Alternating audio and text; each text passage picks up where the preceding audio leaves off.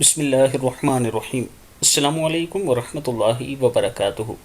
اللہ کے اسم اعظم والے کلمات۔ حضرت انس رضی اللہ تعالیٰ عنہ فرماتے ہیں کہ ایک مرتبہ نبی اکرم صلی اللہ علیہ وآلہ وسلم مسجد میں داخل ہوئے تو ایک شخص نماز پڑھنے کے بعد دعا کرتے ہوئے یہ کہہ رہا تھا: اللہم لا الہ الا انت المنان بدیع السماوات والارض ذی الجلال والاکرام۔ اے اللہ، تیرے علاوہ کوئی عبادت کے لائق نہیں، تو بہت ہی احسان کرنے والا، آسمانوں اور زمین کو پیدا کرنے والا اور عظمت و کرم کرنے والا ہے۔ تو نبی اکرم صلی اللہ علیہ وآلہ وسلم نے فرمایا: کیا تم لوگ جانتے ہو کہ اس نے کن الفاظ سے اللہ سے دعا کی ہے؟ اس نے اللہ سے اس کے اسم اعظم سے دعا کی ہے۔ اگر اس کے ذریعے دعا کی جائے تو وہ قبول کرتا ہے، اور اگر اس کے ذریعے سوال کیا جائے تو وہ عطا کرتا ہے۔